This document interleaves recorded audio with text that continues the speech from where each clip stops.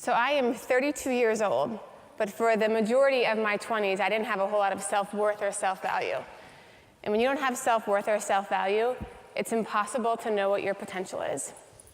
I grew up in Bismarck, North Dakota, like many of you, I'm sure, and I had a great childhood. I grew up in a typical middle-class family, had a normal relationship with my younger brother, older sister, and my mom, and I had an extraordinary relationship with my dad, who was just my person and my best friend.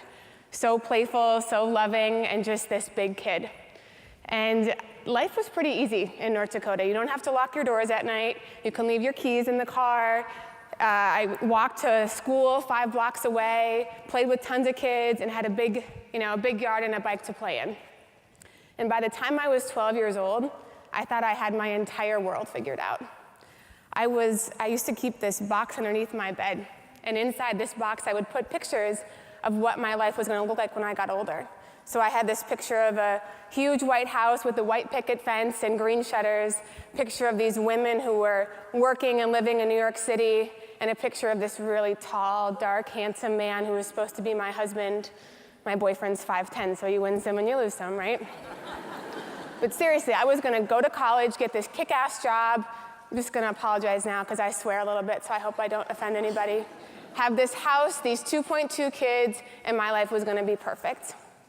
But unfortunately, when I was 16 years old, I got a difficult dose of reality that made me question everything. I was sitting home. It was the summer before my sophomore year in high school, and my dad came home from work early and asked if me and my brother and sister could leave for a little bit so we could talk to our mom. That was a very strange request. My dad is not the let's sit down and have a long conversation type of guy, and he's never asked us to leave the house before. But we all left. I was the first one to come back, and my dad was sitting upstairs on the couch looking somber, embarrassed, and nothing at all like this superhero father figure that I knew so well. And that's the day I learned that my dad was a gambling addict. For the past couple years, he had been cleverly hiding his behaviors and activities from us, and he had just told my mom that he had owed a lot of money to a lot of people that we just didn't have. Unfortunately, that wasn't my dad's first introduction to addiction. He went through drug and alcohol recovery when I was a little kid. I've never seen my dad drink or do drugs. I've frankly never even seen him be tempted by those activities. But my mom did.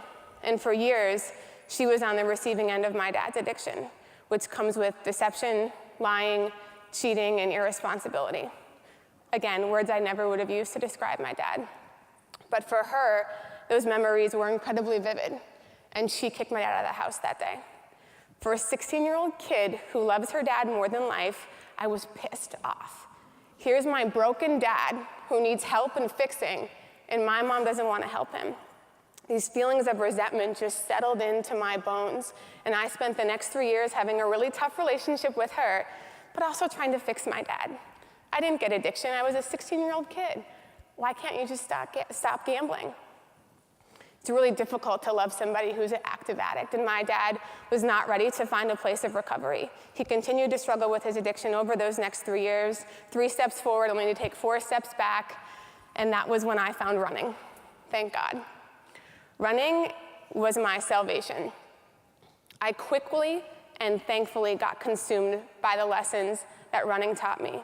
I had so much negative emotional energy inside of me that I had to do something with it. And running gave me so much at that time in my life. I learned 2 very valuable lessons. 1, that you have to take life 1 step at a time. You cannot cheat running. You cannot go out and run 10 miles and run number 1 and run number 10. That's 2 miles.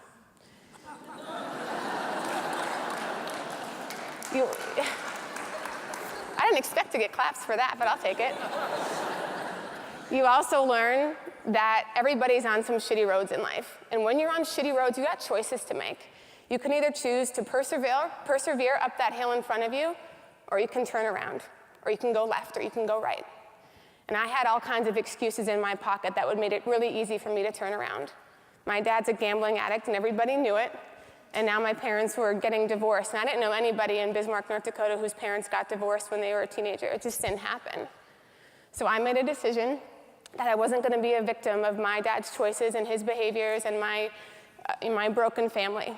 That I was going to go get everything that I put in my box, and if I could just get to that place in my box, that I would be happy, truly, utterly happy. So I moved 1,000,000 miles a minute. I went to college. I graduated early with 2 degrees. I went to graduate school. I graduated early there too. Found myself living and working in DC, and when I was 24, I got a job offer to move to Philadelphia. Philadelphia was not in my box. However, amazing opportunity for a 24-year-old, so I took it. And from the ages of 24 to 26, I had no idea who I was. It was probably the most difficult time in my life. I felt very alone. I felt very lost, and I had no idea what I was doing. I began to ask myself some of the big questions that we all ask at some point, at least once in our life. What am I doing here? What's my purpose? What is my calling? What's all this mean? I started to question that if this life that I had built for myself was even something that I wanted. And that was a really scary place for me because I didn't have a plan B. This was what I was banking on. If I just got to this husband and this house and this job, and I was extremely nervous. And I felt paralyzed. And those emotions took over for the next several months. So I did the smartest thing I could think of, and I quit my job. I quit my job because I thought I was going to be forced to figure it out if I took away my security blanket.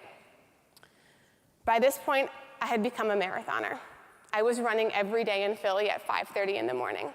I felt so good when I was running. I felt so alive. I felt so strong.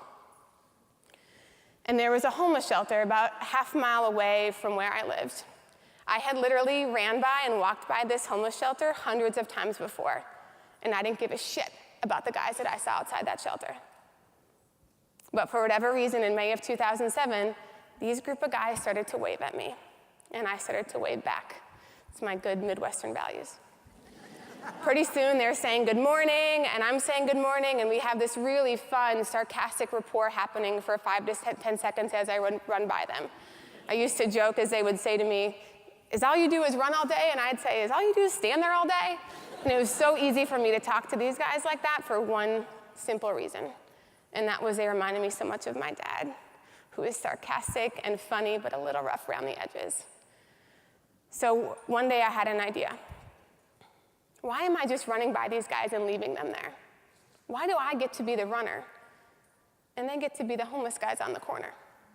Running does not discriminate. It does not matter if you are white, if you are black, if you're rich or you're poor, if you're a messed up 16-year-old kid, and I didn't think it mattered if you were homeless or not. So I made up my mind to start a running club for this homeless shelter. I get on the phone, I call the director, I tell him my brilliant idea, and he tries to think of the nicest way to tell me that homeless people don't run.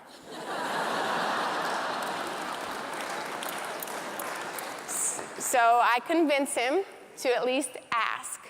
If you could just ask anybody living in the shelter if they're interested, I'll be there 3 mornings a week and take care of everything. So he tells me not to get my hopes up, but that he would ask. Well, a week and a half later, I get an email from this gentleman with the names of 9 guys and their shoe sizes asking me what's next. I'm super excited. I send an email to anybody I have an email address for, asking for old shoes, clothes, and if you don't have those things, I'll take your money. I was going to start Philadelphia's first homeless running club. People sent in all kinds of shoes, and I remember looking at these shoes and thinking, you know, I wouldn't run in these. They're old and they're dirty, and what kind of message am I going to give to these guys if I tell them that these are good enough for them because they're homeless? So I decided that everybody was going to get a brand new pair of shoes. Right around this same time, I was being courted by a large Fortune 500 company in Philadelphia, and I got a job offer from them, a very lucrative job offer for a 26-year-old. And if there was any part of me that still wanted this life that I had created for myself as a kid, this was the answer. So I took the job.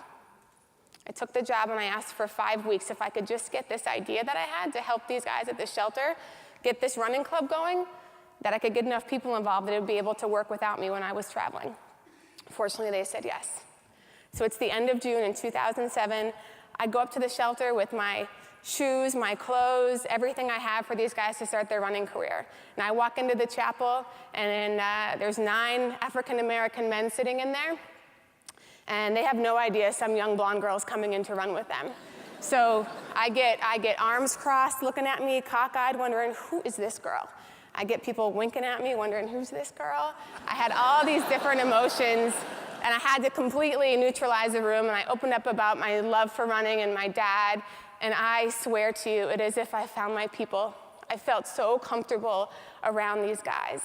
And the most important thing we did that night was I handed out shoes and clothes, but more importantly than that, I asked all these guys to sign a dedication contract that I created on my computer at home.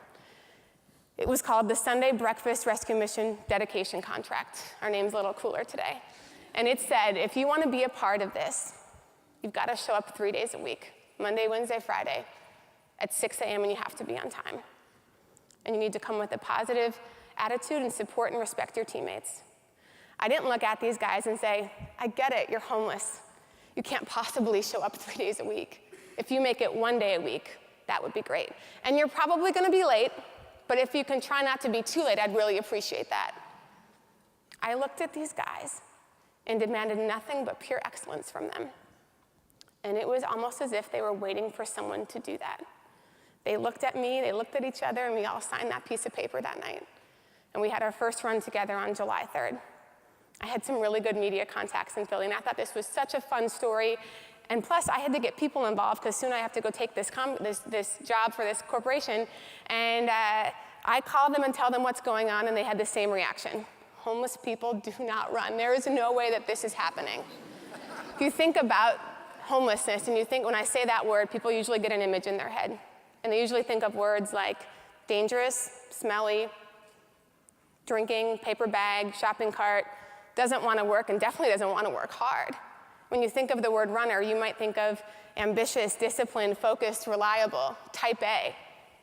And these two things just did not go together for anybody. So I show up this morning, I show up early, all the guys are already outside, the media's on the other side of the street, almost as if the president was in town. Every single news station and newspaper had to know the answer to their burning question: why these homeless guys are running? So they go over and they ask them, and they get the most obvious of answers. Because I wanted to see if I was any good at this. I wanted to try something new. I wanted to get healthy. I wanted to meet some new people. Same answers that anybody in this room would give for trying something new. We all ran a mile together that day. Some of us ran it, some of us walked it, and some of us crawled it, but we got our mile in. And these people, after these media stories started to get on TV and in the paper, people started calling and emailing and wanting to come run with us. And pretty soon there's 20 people on the corner of 13th and Vine in Philly, the most unlikely group of people that you ever would see, that shouldn't have been at the same place at the same time on purpose. Our backgrounds were very different: upbringings, drug use, jail time, realities, income, race, religion, you name it. But we all had something in common now. We were all runners. And when we were out there in the morning, you couldn't tell which one of us was struggling with anything. We were teammates, and we were supporting each other. And over the next few weeks, 2 observations happened that were very simple, but really powerful to me. The first one was that these guys were showing up every day, and they were on time. I learned through my dad the hard way that you can't force a grown man to do anything, and that change has to be voluntary. I wasn't forcing these guys or threatening them to be there. I didn't have anything to threaten them with. I couldn't take away their shelter, or I couldn't take away their food. There was a community that they wanted to be a part of. That was interesting to me. The second piece was the reaction that I would get when I would track their miles on this big white poster board. All their names were on the left, and the numbers were at the top to represent the mileage. And at the end of each run, I'd take a Sharpie next to each of their names, Joe, Craig, Mike, all of them, and color in the miles that they did. Each of these guys would just hover behind my shoulders, watching me give them credit for the work that they did. And that's when I realized actually how much in common I had with those guys, and how much in common I have with every single person in this room. We're all looking for the same thing. We want to be noticed, appreciated, valued, cared for, and loved for. You think about your jobs. If you don't feel appreciated, you quit. You go find another job. You think about your relationships and your friendships. If you don't feel supported and loved by them, you go find new friends, and you go find new relationships. Those are the emotions that we seek out in life. And these guys didn't have that. They didn't have it on a consistent basis. And if they didn't feel good about who they are, how are they ever going to get out of this daunting situation, such as homelessness? So this question starts to form. What if we can change the way these guys see themselves? From someone who looks at themselves as someone who is undeserving, not capable, and doesn't know their potential, into somebody who is a runner, a teammate, responsible, reliable, disciplined, focused, and a goal setter. And if these nine guys are benefiting from this program or from this community, what about all the other people who are homeless around the country? Wouldn't they benefit from this? And on top of that vision about creating a community for people who are experiencing homelessness to change the way they see themselves, to change the direction of their life, my personal life is getting a ridiculous amount of clarity. For 10 years, I had no reasons for my dad's addiction. Nothing good came from it. It was tears and heartache and hardship and struggles and frustration and resentment. And now for my life to come full circle, to realize my own healing force is going to be used to help people who remind me of my dad and give them opportunity, I'm sorry, I'm just not that clever. And there was something much bigger going on. And I realized this is what I'm supposed to do with my life. So I start to talk to anybody who will listen to me about this idea and this vision to grow this into a comprehensive organization that can help thousands of people around the country. And that I didn't think I was gonna go take this fancy job. Everybody thought I was nuts. Everybody thought I was absolutely crazy. I was looking for one person to tell me that this was okay, that this was a good idea. I remember even sitting down with a friend and she says to me, someone has to tell you you're being silly. You're just being silly. There is no way that this is going to work. And what do you think you're gonna do for these guys anyway, Anne? Do you think you're gonna change their life or change the world? And I started to think about how the world changes, how movements happen, how products get created, how ideas surface. They happen from one person. One person has to say something or do something. The world doesn't change any other way. So I went through 3 scenarios in my head. The first one was, what if I just take this job and I continue on my merry way and I help when I can? I knew I was gonna spend the rest of my life wondering, what if? What would have happened to those guys and all the other guys that were gonna follow? I knew that was an option for me. The second one was, what if everybody's right? And I stand up on my soapbox and I say, I'm gonna do this, I'm gonna walk away from this job, I'm gonna try to build this organization, and all these guys quit. And I'm left with a very bruised ego and no job. I figured I would be okay. I'd be able to dust off my shoulders and get another job and figure it out. But the third question was, what if it actually works? What if it actually works that we can change lives by changing identity? And because I told myself I was okay with the failure, I was okay with the worst case scenario, it made my decision really easy. So I never made it to that job. I surrounded myself with people who are much smarter than me, and we started building and growing and listening and learning and screwing up and fixing those mistakes and screwing up some more and then fixing those mistakes. And we have built this incredible organization that is now $6.5 million operating budget, is in 10 different cities, soon to be 11, has helped thousands of people change the direction of their life and become self-sufficient by having a job and a place to live, by first focusing on their self-worth and their self-value and helping them have an emotional transformation.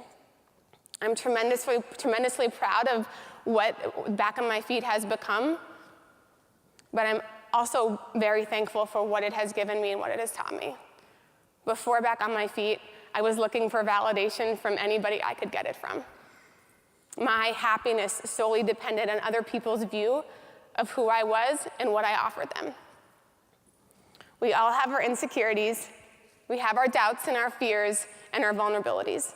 I'm still working through many of mine today. But we also have choices in what we do with those. And if we let them sit inside of us, they just build this home and they settle right in. But if we put them out there and we share them truthfully and honestly, that is when our courage and our bravery and our confidence gets more room to grow. And those are absolutely necessary ingredients in overcoming the perceived impossible. Thank you.